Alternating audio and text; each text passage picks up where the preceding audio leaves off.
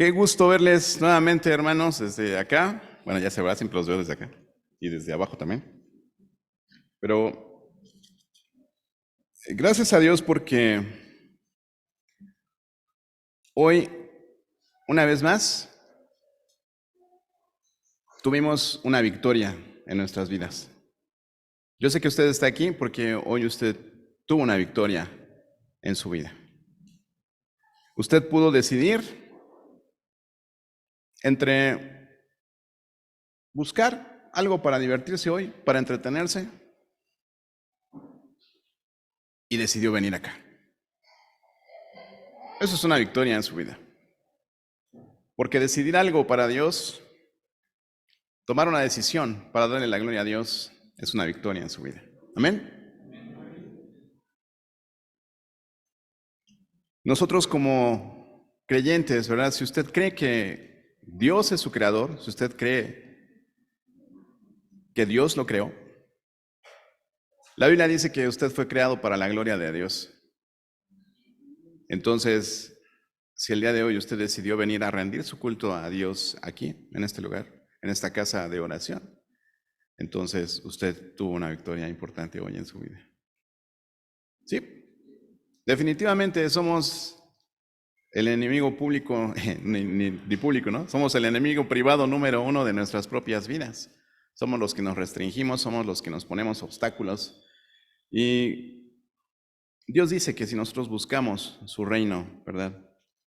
Y su justicia, dice que todas estas cosas nos serán añadidas, hablando de las cosas que necesitamos, el vestido, la comida, la bebida.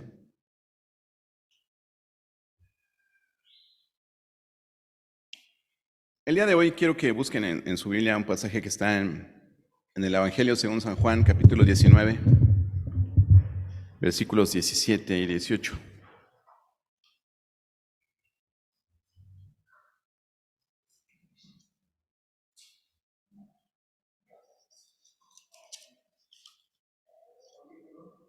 Juan 19, Juan capítulo 19, versículos 17 y 18.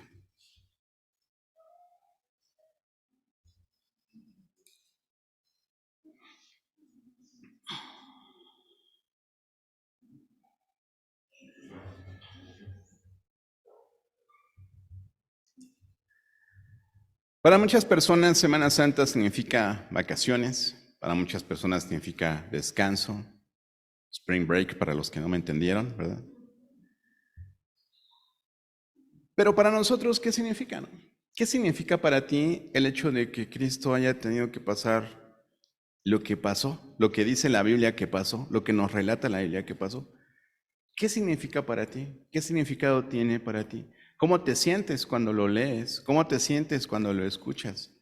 Independientemente de que haya unas representaciones muy chafas o de mala calidad alrededor nuestro, que apenas se asemejan a lo que pudo haber pasado Cristo, ¿qué piensas cuando eso sucede, no? ¿Qué es lo que tú sientes cuando lo ves?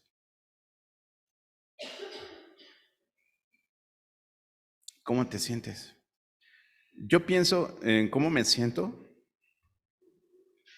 y pienso en ese grupo de judíos a los que estaba hablando Pedro en el capítulo 2 de Hechos. Y les dijo, ese Jesús al que ustedes mataron, ese Jesús al que ustedes crucificaron, ese Jesús al que ustedes vituperaron, humillaron, castigaron, de ese Jesús les estoy hablando. Es lo que les decía Pedro. Dice que se compungieron, ¿verdad? Se sintieron mal.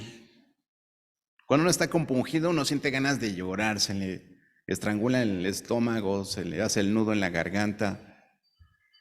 ¿Cómo te sientes tú cuando escuchas esta historia? Dice este pasaje ahí en Juan. Y él, cargando su cruz, salió al lugar llamado de la calavera, en hebreo Gólgota, y allí le crucificaron, y con él a otros dos, uno a cada lado y Jesús en medio. ¿Cómo es posible que el maestro, como le decían algunos, ¿verdad? ¿Cómo es posible que el sanador, cómo es posible que el rabí, cómo es posible que el Hijo del Hombre, cómo es posible que el Hijo de Dios, en este pasaje empecemos a leer que se encuentra ahí en una calzada de Jerusalén, cargando una cruz, ¿sí? De la cual él estaría colgado por algo así como 6 horas. 360 minutos de pura agonía, de puro dolor, sufriendo el más terrible dolor, el más injusto sufrimiento. ¿Cómo es posible? ¿Cómo es posible? ¿Dónde están los 3,000 que les dio de comer? ¿Dónde están los 5,000 a los que les dio de comer? ¿Dónde están esos 12 a los que les dedicó 3 años de su vida enseñándoles, discipulándoles?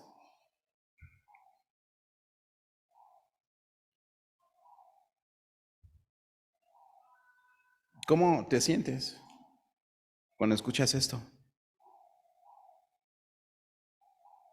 ¿Cómo te sientes? Todo parecía estar bien, ¿no? Después de 3 años de esa fuerte campaña mediática y con tantos mítines que estuvo haciendo Jesús, ¿no? Anunciando su reino, dándose a conocer por toda la región. Llegó el día, ¿no? De entrar al Zócalo con todos sus manifestantes ahí proclamándole, Hosana al que viene en el nombre del Señor, le decían, ¿no? Vitoreándolo, ¿no? Dice la Biblia que ponían sus mantos. Hay un coro que hoy debimos cantarlo, ¿verdad? Pero no lo cantamos. Pero dice, mantos y palmas esparciendo va el pueblo alegre de Jerusalén, ¿no? Y a lo lejos se puede ver, dice, en un pollino, en un burrito al Hijo de Dios entrando. Probablemente pensaban que era como López Obrador, ¿no? Podía llegar en una camioneta BMW, pero no. Llegó en un Tsuru, ¿no? Entonces, no llegó con un conjunto de soldados, con una guardia, ¿no? Como siempre, de manera humilde se presentó y aún así, todos coreaban su entrada triunfal, dicen los títulos de nuestra Biblia, ¿no? ¿Cómo es posible que después de esa entrada triunfal, vaya ya a Marcos 11, ¿no? ¿Cómo es posible que después de esa entrada triunfal leamos lo que dice Juan, que estaba sucediendo el viernes de esa misma semana? Esto fue algo así como el lunes, hermanos, ¿no? Marcos 11. Esos 4 primeros libros que están en el Nuevo Testamento de su Biblia nos dan los diferentes puntos de vista de 4 personas que estuvieron allí atestiguando lo que sucedía, con la excepción de Lucas, ¿verdad? Que él, como investigador, se puso a recabar toda la información de los hechos que acontecieron esos días. Entonces, vea lo que dice ahí en Marcos 11, ¿no? Cuando se acercaban a Jerusalén junto a Betfagé y a Betania, frente al monte de los Olivos, Jesús envió a 2 de sus discípulos y les dijo, vayan a la aldea que está enfrente de vosotros, y luego que entréis en ella hallaréis un pollino atado, en el cual ningún hombre ha montado, desatadlo y traedlo. Y si alguno os dijere, ¿por qué hacéis esto? Decid que el Señor lo necesita, y que luego lo devolverá. Fueron y hallaron al pollino atado fuera a la puerta, en el recodo del camino, y lo desataron. Y unos de los que estaban allí les dijeron, ¿qué hacéis desatando a este pollino, no? Entonces le dijeron, como Jesús había mandado, y los dejaron. Y trayendo el pollino a Jesús, trajeron el pollino a Jesús y echaron sobre él sus mantos y se sentó sobre él. También muchos tendían sus mantos por el camino y otros cortaban ramas de los árboles y las tendían por el camino. Y los que iban delante y los que venían detrás daban voces diciendo, Hosana, bendito el que viene en el nombre del Señor, bendito el reino de nuestro padre David que viene, Hosana en las alturas. Y entró Jesús en Jerusalén y en el templo, y habiendo mirado alrededor todas las cosas, como ya anochecía, se fue a Betania con los 12. Era lunes, hermanos. de la semana de Pascua, la fiesta que celebran los judíos. Si usted recuerda qué celebran los judíos en la Pascua, Pascua significa fiesta, ¿ok? Entonces, era una fiesta en la que celebraban el día que el Señor mató a todos los primogénitos allá en Egipto y fue la última plaga que el Señor Dios trajo sobre Egipto para que dejara salir a su pueblo. Y si recuerdan, Moisés les dio instrucciones que Dios le había dado a Moisés precisamente, en cuanto a que tenían que matar un corderito y con la sangre tenían que pintar los marcos de sus puertas, porque en la noche iba a pasar el ángel del Señor matando a los primogénitos. Entonces, ese día, el ángel del Señor se brincó las casas de los judíos. Y después de esa plaga fue que finalmente Faraón dejó salir al pueblo después de 400 años de esclavitud ahí en Egipto. ¿Cómo no festejarlo, no? Fue un gran evento, entonces es lo que festejaban esos días. Y ahí andaba Jesús, como buen judío, pues venía a Jerusalén a celebrar la Pascua, ¿sí?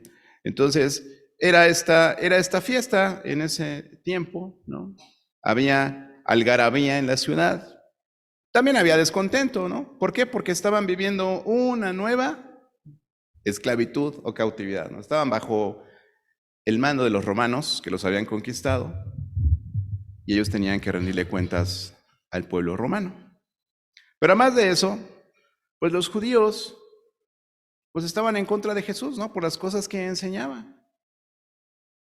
Porque él se decía a sí mismo hijo de Dios, se decía a sí mismo Dios, perdonaba pecados, sanaba, sus discípulos eran medio rebeldes, recogían espigas en el día de reposo, o sea, no se lavaban las manos estos cochinos comelones, y andaban con Jesús, ¿no? Y ahora sí que les decían, pues, ¿qué te da valor? Pues que soy discípulo de Jesús, ¿no? Entonces, así de fácil. Entonces el Señor decía, mi Padre hasta en sábado trabaja, y yo sano, y yo perdono pecados, y sí, ¿no?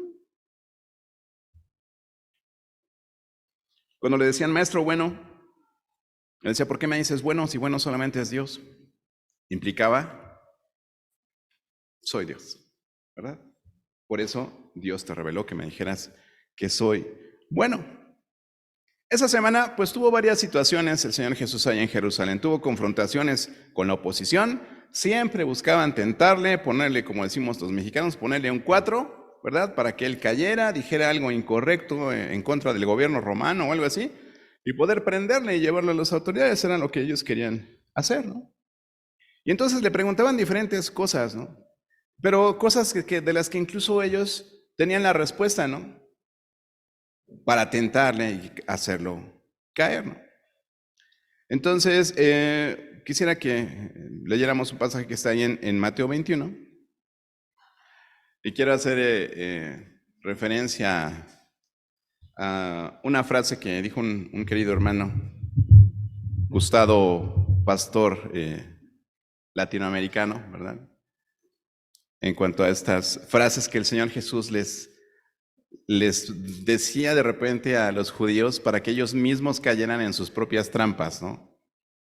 Dice mi hermano que escribe un libro que se llama Abriendo libros de la vida de Jesús, dice el hermano, Jesús les contesta su cuestión sin contestarles la contestación que querían que contestara, cuestionándoles para que si contestaban a su cuestionamiento, fuera su contestación para su propia cuestión.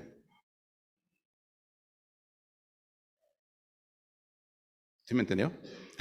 Como que, ¿qué? Se lo voy a leer otra vez, ¿no? Jesús les contesta su cuestión sin contestarles la contestación que querían que contestara. O sea, no les contestaba lo que querían que les contestara, y les cuestionaba para que si contestaban a su cuestionamiento, fuera su contestación para su propia cuestión. Nuestro hermano José Luis Arcaraz, ¿verdad? Mateo 21. Mateo 21. Este pasaje es muy importante, hermanos, porque son de las cosas que ellos, por más que buscaban tentarle, ellos mismos eran testigos de sus milagros, eran testigos de las cosas que hacía, de las cosas que decía, y sin embargo, en su orgullo, porque no era más que eso, era orgullo, era soberbia, es ¿cómo este carpintero puede venir a tirar por la borda todo lo que nosotros enseñamos a la gente, ¿no? Pero les enseñaban a la gente, pero no hacían lo que ellos mismos les enseñaban, ¿no? Mateo 21, vaya al versículo 23. Y este pasaje habla, como dice ahí en su Biblia, acerca de la autoridad de Jesús. Dice, cuando vino al templo, los principales sacerdotes y los ancianos del pueblo se acercaron a él mientras enseñaba y le dijeron, ¿con qué autoridad haces estas cosas? ¿Y quién te dio esta autoridad? O sea, ¿por qué haces lo que estás haciendo, no? Y entonces respondió Jesús y les dijo, les voy a contestar con una pregunta, ¿no? Y si me la contestan, también yo les voy a decir con qué autoridad hago estas cosas. Y va la pregunta, ¿no? El bautismo de Juan, ¿de dónde era? ¿Del cielo o de los hombres? ¡Sas!, ¿no?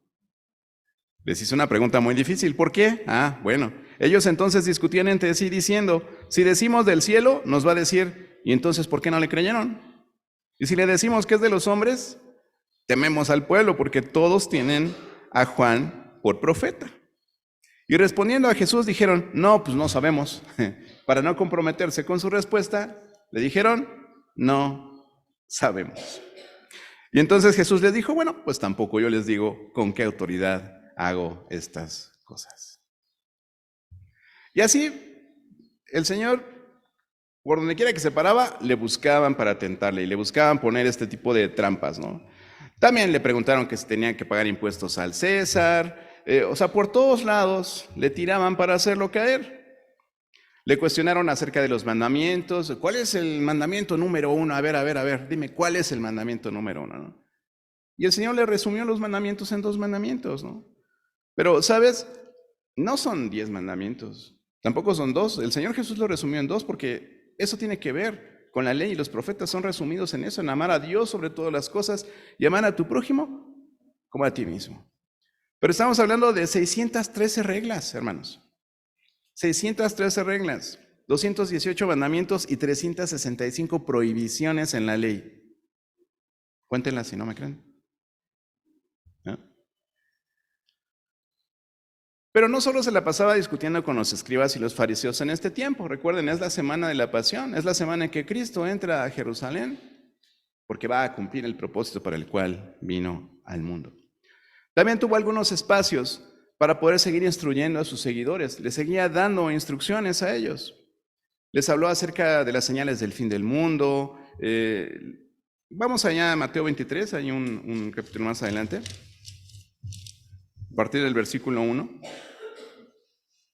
Esta instrucción, ¿verdad?, que les da el Señor Jesús es vigente hasta el día de hasta el día de hoy para nosotros, ¿no?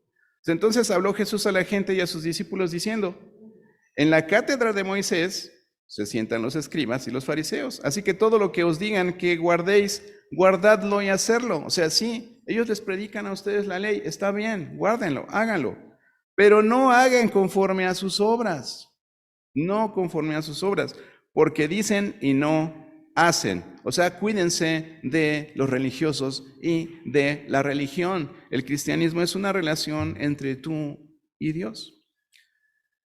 Y dice el Señor, dice, porque atan cargas pesadas y difíciles de llevar y las ponen sobre los hombros de los hombres, pero ellos ni con un dedo quieren moverlas.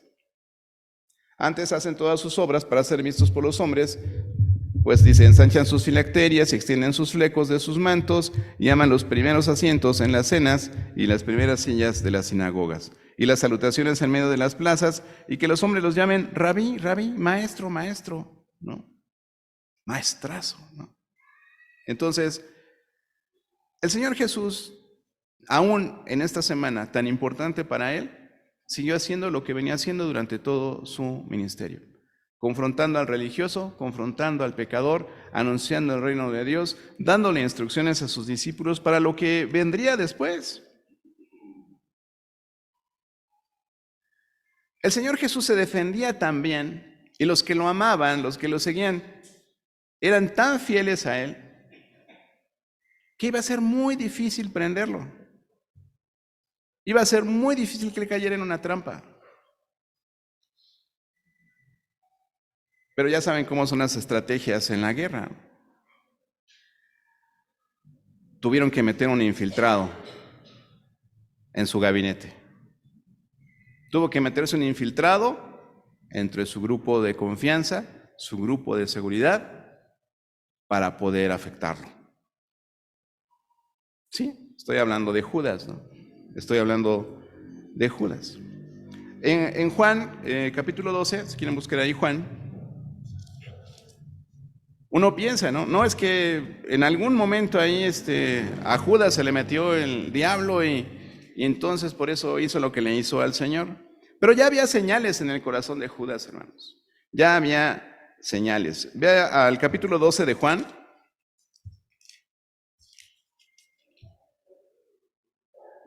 Capítulo 12 de Juan, versículos del 2 al 8 vamos a leerlo. Hay una cena por allá donde va Jesús, ¿se acuerdan de Lázaro? Con Lázaro, sus hermanas de Lázaro. Dice, ahí le hicieron ahí una cena, Marta servía, para no variar, ¿verdad? Marta, ocupada estás. Y Lázaro era uno de los que estaban sentados a la mesa con él, su gran amigo Lázaro, ¿no? Entonces María tomó una libra de perfume de nardo puro, de mucho precio, y ungió los pies del Señor, y los enjugó con sus cabellos. Y la casa se llenó del olor del perfume. Y dijo uno de los discípulos, Judas Iscariote, hijo de Simón, el que le había de entregar, ¿por qué no fue este perfume vendido por 300 denarios y dado a los pobres? Pero dijo esto no porque se cuidara a los pobres, sino porque era ladrón y teniendo la bolsa, sustraía de lo que se echaba en ella. O sea, no era nuevo, ya todos lo conocían, sabían que agarraba de la caja chica para sus chuchulucos, o sea, no fue algo nuevo, hermanos. Era el corazón de Judas. Judas era así, le gustaba el dinero. Y al final, pues entonces, ¿qué es lo que pasó? Si no podían hacer caer a Jesús con todas las trampas que le ponían, hubo que contactar al disidente del grupo, ¿no? Al inconforme, al que decía cosas como esta, ¿no? Ya me lo imagino el día que el Señor dijo, pues vamos a darles de comer a los 3,000. No, pues, imagínate cuánto dinero, no nos alcanza lo de la bolsa, Señor. Que se vayan a sus casas, ¿no? Entonces, él tenía ese corazón atraído por el dinero y pues tuvieron que llegar a través de él los enemigos del Señor para poder capturarlo. Y todo esto se fue gestando en esa semana de la Pascua, allí en Jerusalén. ¿Sí?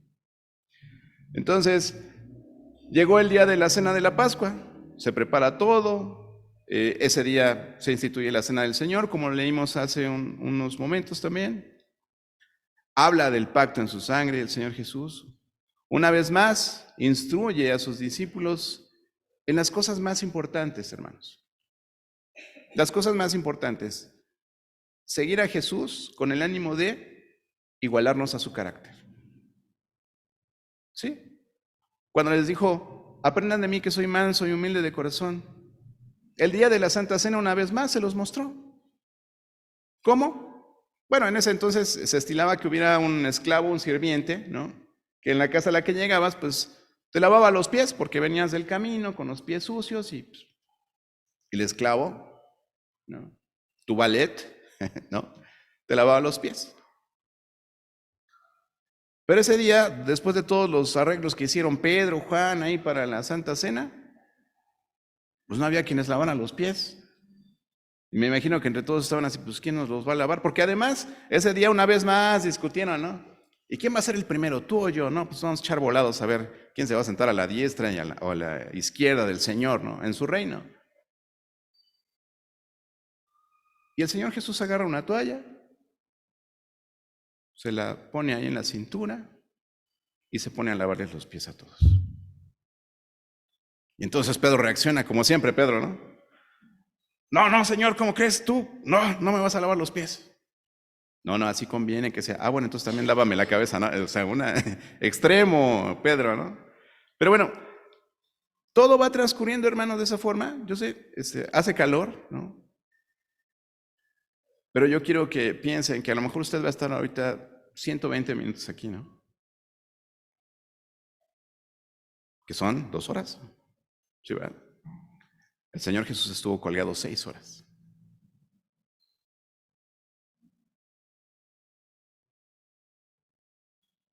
Pero esta historia es importante que la contemos, hermanos. Es importante que la contemos en esta en esta semana. Me decía mi nuera que estuvo con nosotros en la casa el día de ayer, ¿por qué los cristianos no tenemos algo así como una tradición en nuestras casas, algo que podamos hacer, no sé, hacer el pan de la Pascua o no sé, la piñata de la Pascua, algo así, para que les enseñemos a los niños todo esto que dice la Biblia acerca de Jesús, ¿no? Digo, bueno, pues sería bueno así como que tengamos unas lecturas específicas para esa semana, ¿no? Y que podamos estarlas leyendo en casa. Pero le dije, bueno, pues tú puedes inventar una, ¿no? Yo creo que todos nosotros podemos hacer en nuestra casa algo, como lo que dice en Deuteronomio 6, ¿no? Cuando habla de el Shema, Dios es uno, es nuestro Dios. Y cuando habla acerca de que les digamos a las nuevas generaciones quién es Dios y las cosas que Él ha hecho por nosotros. Entonces, cuanti más ahora que tú crees que tienes la vida eterna por el sacrificio de Jesús, ¿no sería bueno en esta semana platicar de ello en nuestra casa? Hacer a lo mejor un tiempo devocional leyendo lo que sucedió en toda esta semana. Yo tengo una hora, pero podríamos tener más tiempo en casa para hacerlo, ¿no? Pero el día de hoy la predicación se llama así, ¿no? 360 minutos. Y te estoy poniendo en contexto. Todo eso pasó antes de que le prendieran. Finalmente, Judas llega a un acuerdo monetario, ¿verdad? Y le ofrecen 30 monedas de plata por entregar al Señor. Y les dice, yo les voy a decir dónde va a estar. Al que yo llegue y le dé un beso, ese es. ¿Ustedes creen que los soldados no conocían a Jesús? ¿No? Sea por popularidad positiva o negativa, Jesús estaba en la boca de todos, hasta de los gobernantes, ¿no? Entonces, la cena de ese día se cierra, ¿verdad? Con una encomienda de parte del Señor Jesús a Dios de sus discípulos. Les dice, encárguense de darle la gloria a Dios con sus vidas. Y el mandamiento más importante para ustedes como discípulos míos, ámense los unos a los otros. Eso fue lo último que el Señor les dijo esa noche. Entonces salen del aposento donde tomaron su cena y dicen, pues vámonos para allá, para el Monte de los Olivos, ¿no? Y llegando por ahí, llegaron a un lugar que se llama Getsemaní, que tiene que ver con los olivos, como que donde se machucan las uvas o algo por el estilo. Le dice, espérense aquí tantito, y se lleva a 2 de sus discípulos y dice, voy a orar, ahorita regreso. Y ya ahí más adelantito les dice a los 2 que fueron con él, espérense aquí, voy a orar. Y dicen los teólogos, ¿verdad?, que fue el momento más humano de Jesús, porque su oración no fue, vamos a darle, Padre, llegó el momento, para eso vinimos. Dame una J, dame una E, dame una S, dame una U, dame una S. ¿Qué dice? Jesús, vamos. ¿No? Jesús se postró en su rostro y dijo, Padre, si puede pasar esta copa de mí, que así sea, pero que se haga tu voluntad.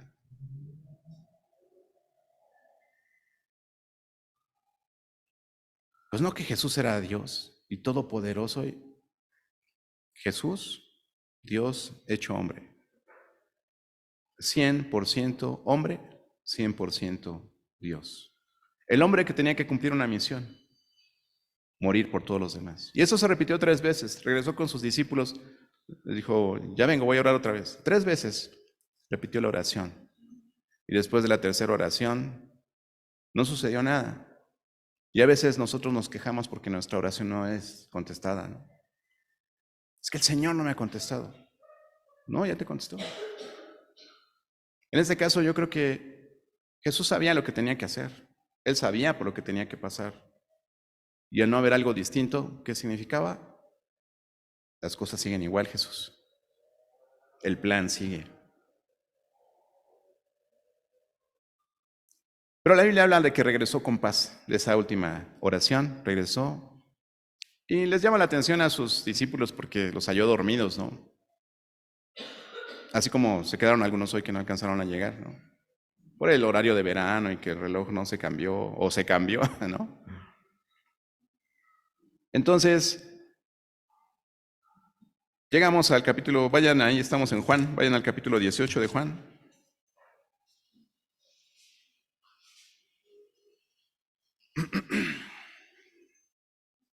Leamos a partir del versículo 2. ¿Quién no estaba en Getsemaní? Alguien faltaba, ¿no? Solo había 11 discípulos. Había uno por allí que andaba cobrando su recompensa. Faltaba Judas. Dice en el capítulo 18 de Juan, a partir del versículo 2, y también Judas, el que le entregaba, conocía aquel lugar, porque muchas veces Jesús se había reunido allí con sus discípulos.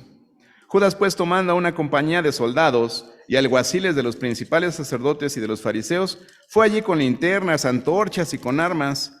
Pero Jesús, sabiendo todas las cosas que le habían de sobrevenir, se adelantó y les dijo: ¿A quién buscáis? Le respondieron: a Jesús Nazareno. Jesús les dijo: yo soy. Y estaba también con ellos Judas, el que le entregaba. Cuando les dijo: yo soy, retrocedieron y cayeron a tierra. Volvió pues a preguntarles: ¿a quién buscáis? Y ellos dijeron: a Jesús Nazareno. Respondió Jesús: os he dicho que yo soy. Pues si me buscáis a mí, dejad ir a estos, para que se cumpliese aquello que había dicho: de los que me diste, no perdí ninguno. Y ahí entonces prenden a Jesús, lo arrestan y se lo llevan. Lo llevan primero ante las autoridades eclesiásticas, los sacerdotes, Anás y Caifás. Y lo acusan de lo de siempre, ¿no? Que tú dices que eres Dios. Y no es así, ¿no? Posteriormente lo llevan ante la autoridad civil. Lo llevan con Poncio Pilato. Toda esa historia te estoy poniendo en contexto, ¿no? Porque hoy quiero hablarte solamente de las 6 horas que Jesús estuvo colgado en la cruz, ¿no? Esos 360 minutos. ¿Y por qué decimos que es un juicio injusto?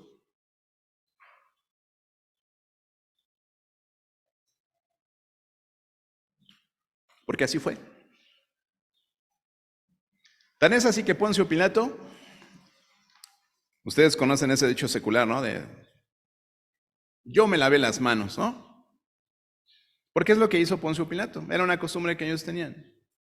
Como para decir: no es mi culpa que maten a este hombre, yo zafo. No es sobre mí su sangre. Pero él tenía la autoridad para dejarlo libre. Los invito a que en estos días ustedes puedan leer el Evangelio de Juan. Si pueden leer también los demás, léanlos, ¿no? En esos últimos capítulos, para que ustedes compaginen toda la historia de lo que es la última semana del ministerio de Jesús, ¿no? Pero Poncio Pilato le llevan a Jesús los principales sacerdotes, ¿no? Te traemos a este malhechor para que lo crucifiques. ¿Pero por qué? Pues porque dice que es hijo de Dios. ¿Y eso a mí qué? Pues son sus leyes, hagan lo que quieran, ¿no? Acuérdense que los romanos eran los que dominaban a los judíos, ¿no? Y entonces, pues Jesús le pregunta, ¿no? ¿Tú eres el rey de los judíos? Y Jesús, una vez más con sus preguntas extrañas, ¿no? ¿Tú lo dices porque tú lo sabes o porque alguien te lo dijo? No, pues casi Pilato dijo: a mí no me metan en sus chismes, ¿eres Dios? ¿Eres hijo de Dios? Y ya cuando le dieron a entender que se hacía hijo de Dios, pues ya se preocupó Pilato, ¿no? Dije: no, y si es hijo de Dios, ¿cómo me va a ir, no? Si lo manda a crucificar. Entonces, siendo un gobernante, ¿no? Pues obviamente le interesaba su popularidad y le importaba su cargo, ¿no? Le importaba la sociedad en la que estaba, entonces tenía que quedar bien con el pueblo al que gobernaba, y eran puros judíos, ¿no? Y bueno, pues ya entonces el pilón, ¿no? Pero siempre le suelto a un preso en estas fechas. ¿A quién le suelto? ¿A Barrabás o al rey de los judíos? No, pues ahí la multitud empezó a decir: Barrabás, Barrabás, ¿no? Y le soltaron a Barrabás. Y a Jesús pues lo azotan, lo preparan para lo que sigue, ¿no? Y regresamos al punto donde empezamos hoy. Y él, cargando su cruz, salió al lugar llamado de la calavera, y en hebreo, Gólgota. Y allí le crucificaron. Y con él a otros dos, uno a cada lado, y Jesús en medio. ¿Sí? Al rabí, al maestro, al sanador, al proveedor. Así es como llegó a la cruz. Después de todo eso. Acompáñame a orar, ¿sí? Padre Celestial, gracias. Gracias por tu palabra, Señor, porque en ella podemos encontrar la historia de la vida de Jesús, su obra, su ministerio, Señor, y saber todo lo que hizo, Señor. Y que a pesar de ello, tu pueblo elegido no le creyó que era tu Hijo, que era ese Mesías que ellos esperaban por siglos, Señor. Gracias, Padre, porque nosotros podemos creer en algo que ya sucedió y a ellos se les complicaba creer en algo que estaba sucediendo. Porque no creían en tu palabra, Señor. Tenían la información, pero no ponían fe en ello. Eran simplemente religiosos, Señor. Ayúdanos a entender, Padre, lo que significa este sacrificio de Jesús en la cruz por nosotros, y que entendiéndolo, Señor, no solamente nos lo quedemos para nuestro beneficio, sino que lo platiquemos a las siguientes generaciones y a las personas que están a nuestro alrededor también. En el nombre de Jesús. Amén. Muy bien, pues entonces sigue la historia, ¿no? Una vez que llega a ese lugar que se llama el Gólgota, ¿sí? Dice en Marcos lo que sucedió antes con Jesús, ¿no? Marcos 15, 20, 21, dice, después de haberle escarnecido, le desnudaron, ¿no? Lo vistieron de púrpura, le pusieron sus vestidos y le sacaron para crucificarle. Y obligaron a uno que pasaba ahí por la calle, Simón de Cirene, padre de Alejandro y de Rufo, que venía del campo, a que le llevase la cruz. O sea, fue tal el castigo que le infringieron a Jesús, los golpes, los latigazos, el estar sin comer, ¿no?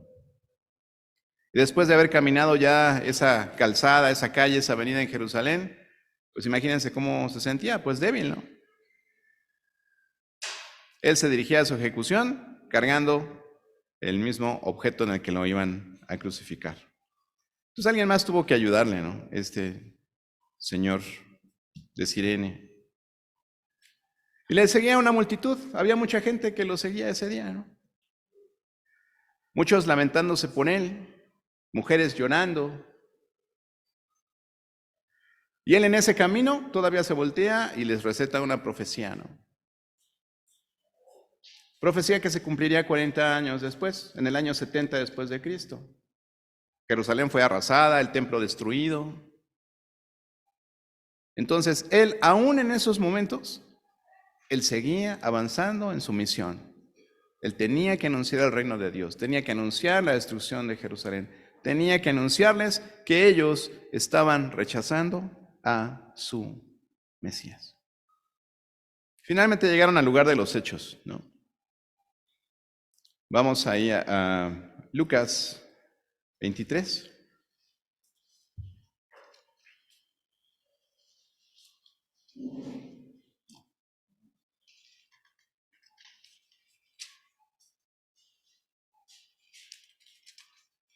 Versículo 33 y 34.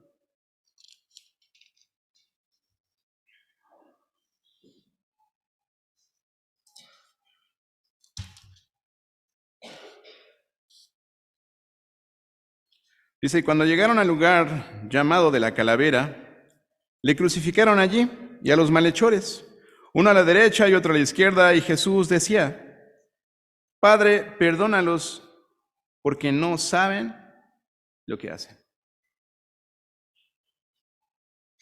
Es la primera de las 7 frases que el Señor va a decir en la cruz. Perdónalos porque no saben lo que hacen. No pierdas los evangelios, ve a 1 de Pedro 2, 24.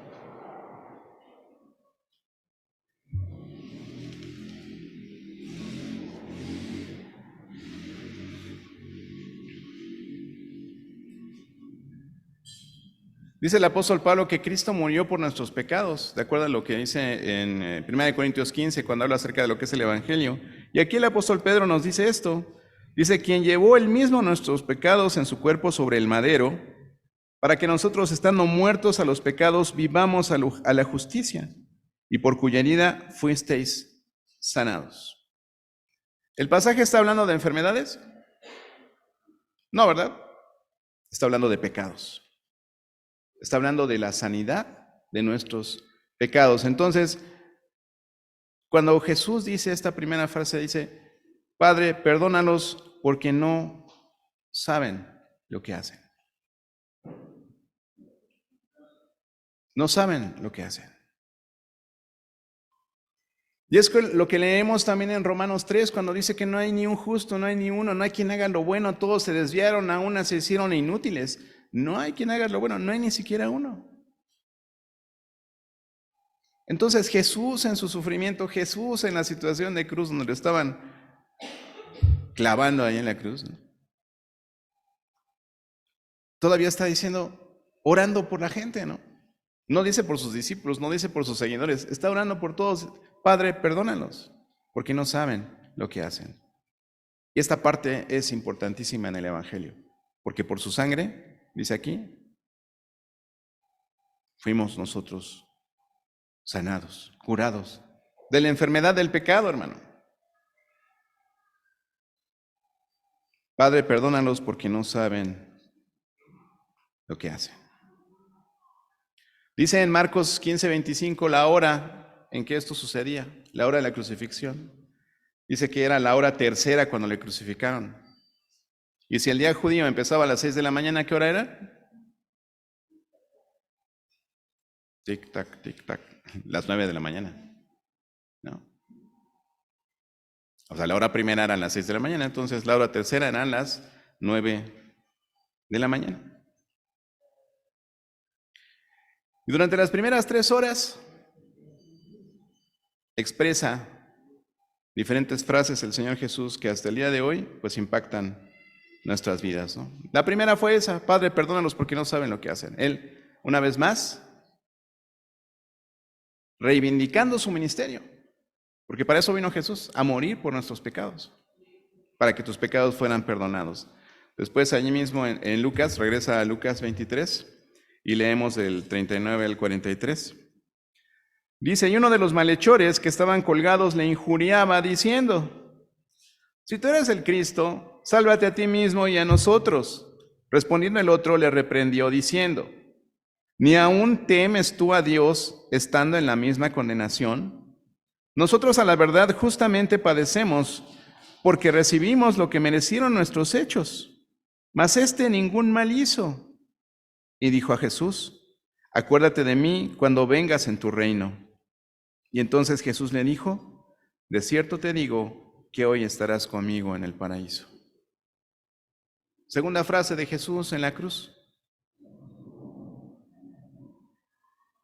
De cierto te digo que hoy estarás conmigo en el paraíso. La primera frase nos recuerda el propósito de su venida, a morir por nuestros pecados. La segunda frase nos muestra el camino. Siempre fue así, mis queridos hermanos. Cree en Jesús y serás salvo tú y tu casa. Porque de tal manera amó Dios al mundo que dio a su único Hijo para que todo aquel que en Él cree no se pierda, sino tenga vida eterna. Y estas cosas os he escrito para que crean en el nombre del Hijo de Dios y para que sepan que tienen vida eterna. Siempre fue así. Creer en Jesús, poner nuestra fe en Él. El malhechor le está diciendo, Jesús, yo creo que eres Dios. Porque es lo que le dice al otro, oye, ni aun porque estás con Dios en la misma condenación, ¿te arrepientes? Él se arrepiente y dice, acuérdate de mí cuando vengas en tu reino. Y Jesús le dice, hoy estarás conmigo en el paraíso. Después, Jesús ve a su madre y al discípulo que amaba, Juan, que es el que escribe el Evangelio de Juan. Son los únicos que estaban ahí cerca, ¿no? Todos los demás estaban viendo de lejos. Si algún otro discípulo estaba siendo testigo de lo que estaba ocurriendo, estaban de lejos. Dice en Juan 19, 26 y 27, cuando vio Jesús a su madre y al discípulo a quien él amaba, que estaban presentes, le dijo a su madre, mujer, he aquí tu hijo. Y después dijo al discípulo, he aquí tu madre. Y desde aquella hora el discípulo la recibió en su casa. Siempre preocupado el Señor Jesús por los pobres, por los necesitados, por las viudas, por los huérfanos. Decían, pero tú estás colgado en el madero con las manos y los pies clavados, desangrándote. Y está preocupándose por su mamá, por el discípulo, por todos los que lo están llevando a ese castigo. Es Jesús perdonándonos en ese momento. Fue la tercera frase que dijo Jesús. La cuarta frase, vamos a regresarnos ahí en tu Biblia a Mateo. Atrás de Lucas está Marcos, luego está Mateo. Ve al capítulo 27. Capítulo 27 de Mateo. Versículos, vamos a leer del 45 al 49, más o menos.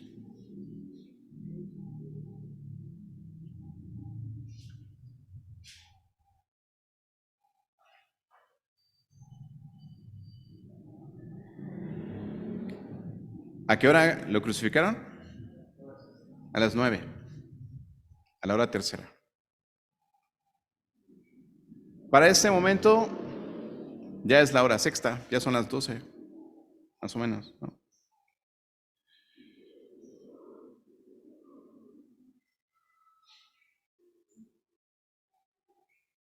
Mateo 27, 45. Dice, y desde la hora sexta hubo tinieblas sobre toda la tierra hasta la hora novena. Serían las, ¿cuáles? Las 3, ¿no? Entonces, cerca de la hora novena, Jesús clamó a gran voz, diciendo, Elí, Elí, lama sabactani. Esto es, Dios mío, ¿por qué me has desamparado? Algunos de los que estaban allí decían al oírlo, a Elías llama. Al instante, corriendo uno de ellos, tomó una esponja y la empapó de vinagre y poniéndola en una caña le dio a beber. Pero los otros decían, deja, veamos si viene Elías a librarle. El colmo de la burla, hermanos. Nosotros a veces nos preguntamos, ¿no? Porque nos llegan videos con violencia demasiado explícita, ¿no? A nuestro Facebook, a nuestro WhatsApp nos llegan y decimos, ¿cómo es posible que haya tanta maldad en la tierra, ¿no? Entonces, imagínense el Señor ahí a punto de expirar, pues arrímale un vinagre, no, espérate, vamos a ver cómo sigue sufriendo, ¿no? ¿Se dan cuenta de la maldad? O sea, de la crueldad.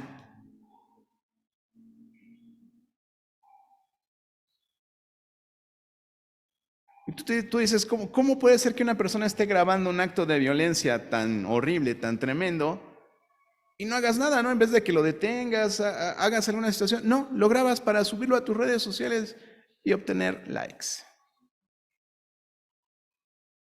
La maldad no es de ahora, hermanos. La maldad ha existido siempre.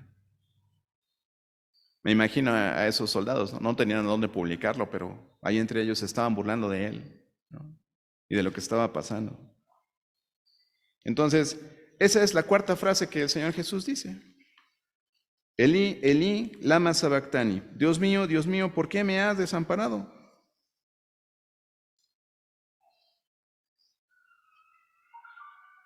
¿Por qué desamparado? En ese momento él se sintió desamparado porque estaba a punto de morir. Jesús, el hombre, estaba a punto de morir y se siente totalmente abatido y abandonado. Lo está abandonando la vida, ya había orado con su padre, ya había hablado con él y la respuesta de Dios fue igual que la respuesta que le dio a Job. Cuando Job le preguntó a Dios, ¿y por qué me está pasando todo esto? ¿Qué le contestó Dios? Nada. Y Job preguntó más veces. Job preguntó 14 veces. Jesús preguntó 3. Y la respuesta fue la misma. El plan sigue. Jesús sabía por lo que iba a pasar. Hoy pensaba hacerles una prueba de dolor, pero ya no lo hice porque iba a ser demasiado explícito. No, iba a ser algo sencillo. Porque no sé si alguna vez han tomado la glucosa. Yo sé, todos son jóvenes y no saben ni qué es eso, ¿no? Pero te pinchas un dedo para sacar una gotita de sangre y lo pones en un glucómetro que mide el nivel de azúcar en tu sangre, ¿no? Entonces, ese momento en el que te pones la plumita para darte el piquetito es un momento así decisivo, ¿no? Que sientes que te vas a picar, que te vas a cortar, que te va a salir sangre y sufres, ¿no? ¿Sí o no? Y los hombres. Bueno, sí, ok, los hombres. Todos los que sufrimos. Entonces, imagínate, ¿no? El sufrimiento de esto, ¿no? Les iba a hacer esa prueba de dolor, pero no, ya no la hicimos, ¿no? Pero las siguientes 3 horas que el Señor Jesús está ahí colgado en la cruz, después de las 12, son 3 horas de silencio. 3 horas de silencio, donde el Señor Jesús ya no dijo nada. Pero en ese momento, la creación es la que daba testimonio de lo que estaba pasando. Muchas cosas sucedieron, ¿no?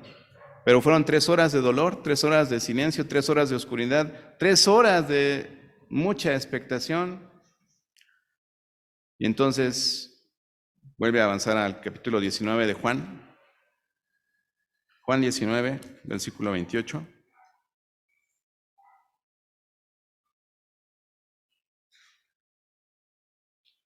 Dice, después de esto, sabiendo Jesús que ya todo estaba consumado, dijo para que la escritura se cumpliese, tengo sed.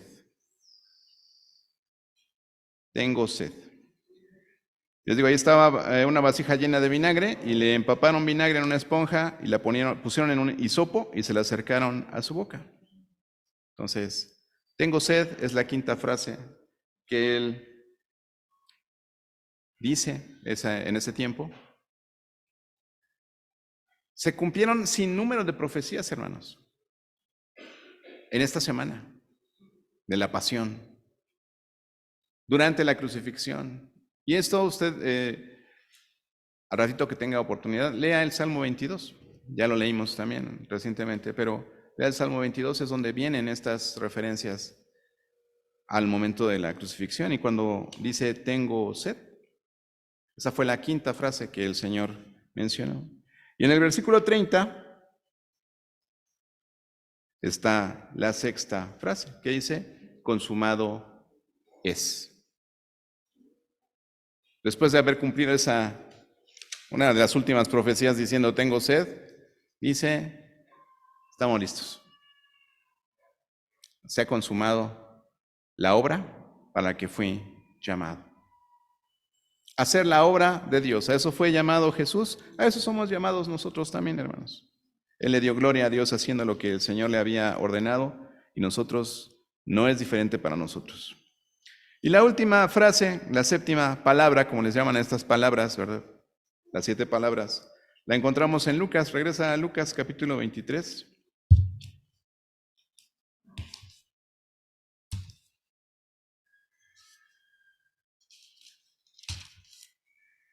Lucas capítulo 23, versículo 46. Entonces Jesús, clamando a gran voz, dijo, Padre, en tus manos encomiendo mi espíritu. Y habiendo dicho esto, expiró.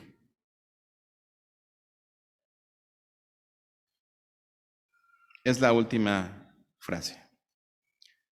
Hasta en ese momento, Jesús estuvo cumpliendo todas y cada una de las profecías que estaban escritas de él en el Antiguo Testamento.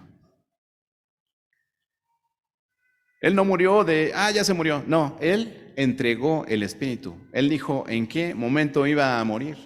Se cumplieron las 6 horas. Las segundas 3 horas fueron de total silencio, de diferentes fenómenos que se dieron, fenómenos naturales. Hubo temblor, hubo oscuridad, se rasgó el velo del templo. ¿Sí? Eso lo pueden ver en Mateo 27, pero ya no leer más de ello. Entonces, también Juan lo relata en Juan 19:30, Y habiendo inclinado la cabeza, dice, entregó el espíritu. Él inclinó la cabeza. Él dijo, en tus manos encomiendo mi espíritu, y se desconectó. Entregó su espíritu al Señor. Y se acabó.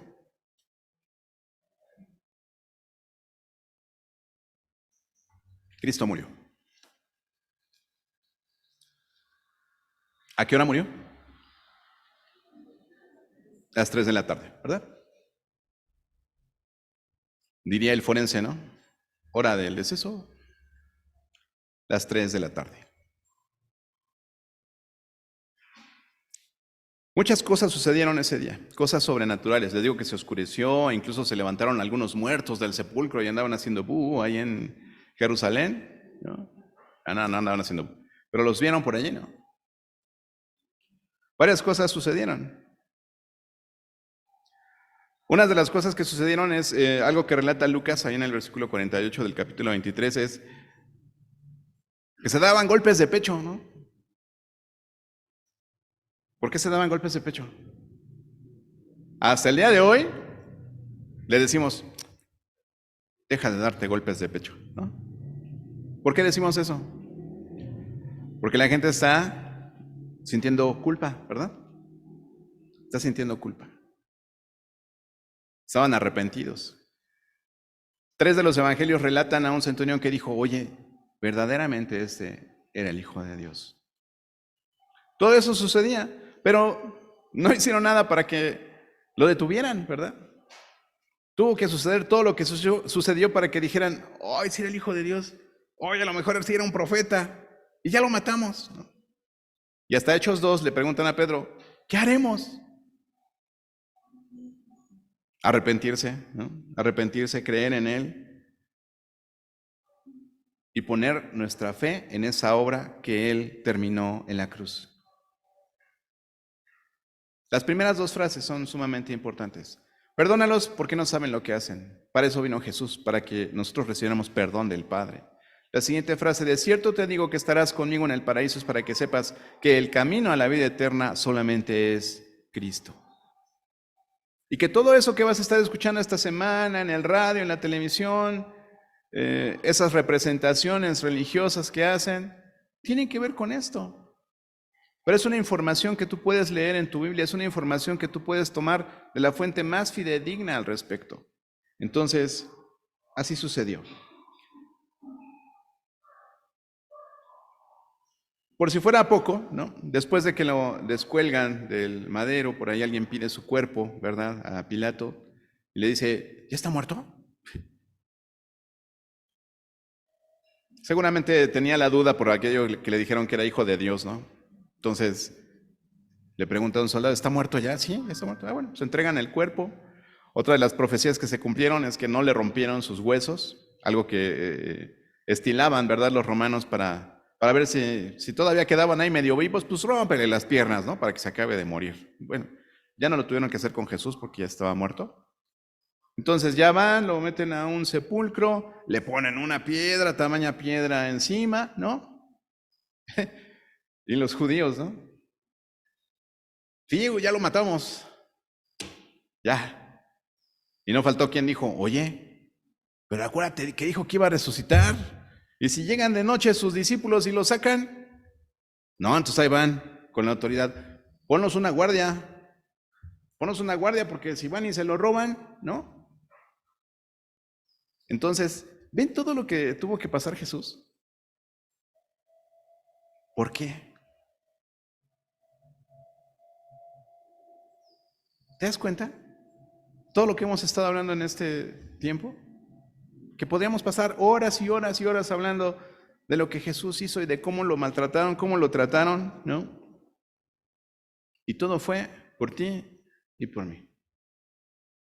Y eso es algo que realmente quiero que te lleves el día de hoy y que tú puedas estar reflexionando en cuál fue el propósito de Jesús al venir a morir en la cruz. Yo sé, vemos muchas historias, sabemos muchas historias, ahora lo hemos leído y no se parece a nada que alguien pudiera llevar a la pantalla, ¿no? Esa última película de Jesús que hizo Mel Gibson, que todos dicen, ¡ay, qué cruel, qué horrible, qué tremendo! Pero haber estado allí, yo creo que realmente es ver en crudo, ¿no?, la maldad, ¿sí?, la mayor perversión de la humanidad, desde la traición, cómo lo entregaron, cómo lo castigaron, siendo un hombre justo, siendo un hombre que enseñaba la Biblia en las sinagogas, siendo un hombre que hacía milagros, siendo un hombre que lo único que hacía era mostrar su amor por sus semejantes. ¿Qué habrías hecho? ¿Qué habrías hecho si estuvieras ahí? Para terminar, te invito a que vayamos al capítulo 2 de Filipenses, ahí en tu Biblia.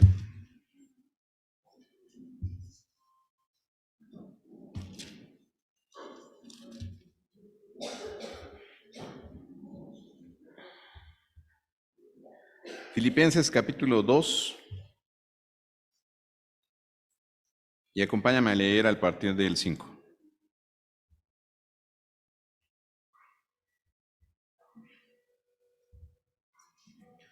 Una vez más, en este capítulo 2, ¿por qué era tan importante para el Señor la humildad? ¿Por qué era tan importante? ¿Será porque uno de los principales problemas del hombre es la soberbia? ¿La autosuficiencia? ¿El yo todas las puedo? ¿El yo no necesito a Dios? ¿El yo no necesito a nadie más? ¿Será por eso?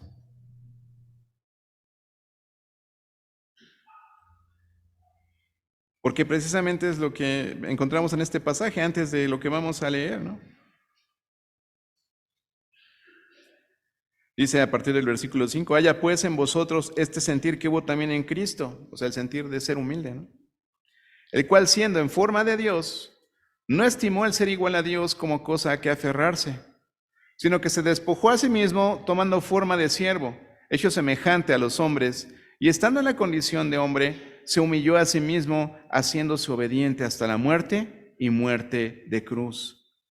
Por lo cual Dios también le exaltó hasta lo sumo y le dio un nombre que es sobre todo nombre, para que en el nombre de Jesús se doble toda rodilla de los que están en los cielos y en la tierra y debajo de la tierra, y toda lengua confiese que Jesucristo es el Señor, para gloria de Dios Padre. Igual, hermanos, siempre se trató de lo mismo, de darle la gloria a Dios. A través de su sacrificio, Cristo completó la obra que Dios le encomendó. De esta forma, Él recibió toda la gloria. Verse magnífico, excelso, grande, de saber que ese Dios omnipotente, ese Dios todopoderoso, hizo todo esto por tu salvación y por mi salvación.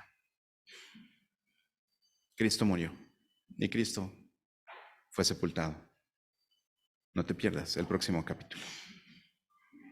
Vamos a ponernos de pie y oramos.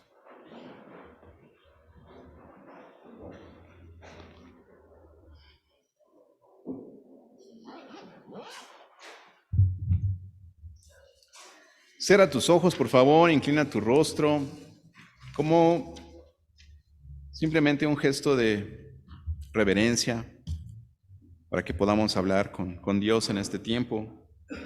Y yo te pido que tú estés reflexionando en tu corazón si realmente tú crees esta historia, si no crees que es una fábula, que es un cuento, para que tengas miedo de un ser que está en el universo exterior y que está vigilándote.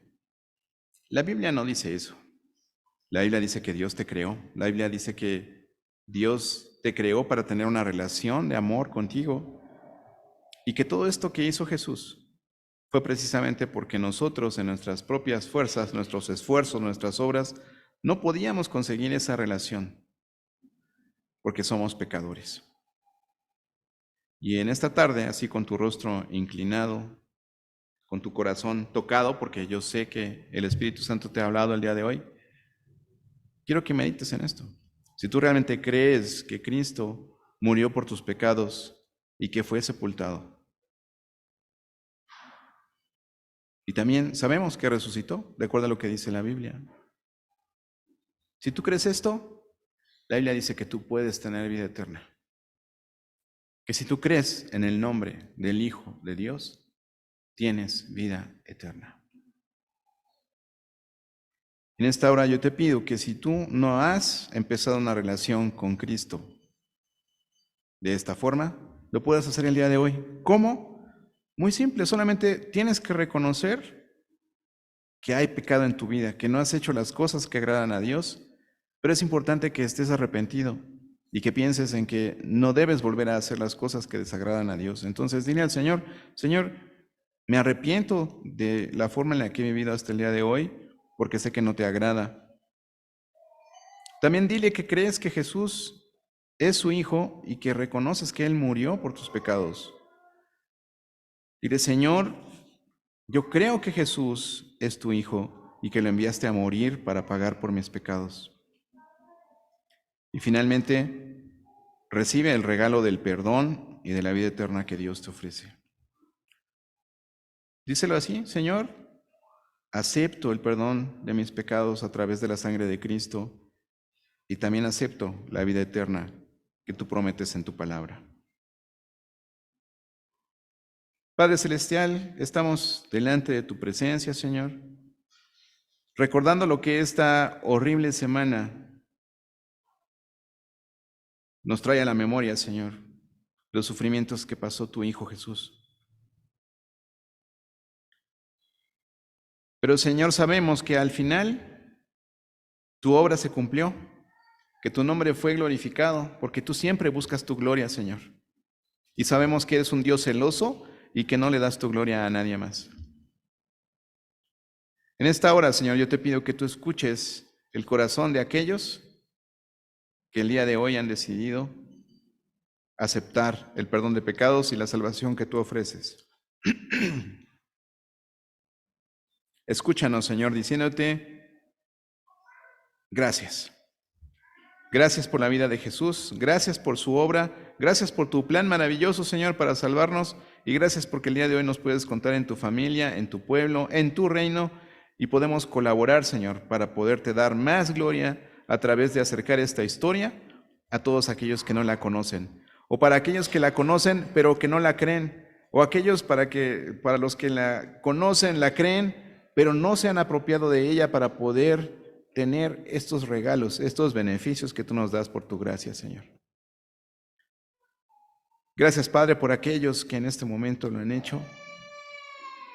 Y te pido que si tú has hecho esta oración, si tú has pedido esto a Dios en este momento, que tú levantes tu mano ahí con tus ojos cerrados en tu lugar, que tú levantes tu mano y digas, yo he aceptado el sacrificio de Cristo en mi vida para salvación. Levanta tu mano, nadie más te está viendo. Dios sabe que tú lo estás haciendo. Dios te bendiga. Baja tu mano. Señor, una vez más, gracias. Gracias por esos corazones que tú has tocado el día de hoy.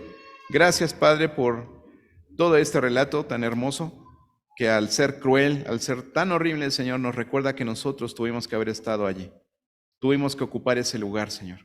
Pero Jesús, por voluntad propia, aceptó el reto de hacerlo Él mismo. Gracias, Padre, por Jesús. Gracias, Jesús. Y gracias, Señor. En el nombre de Jesús, precisamente, es que oramos. Amén.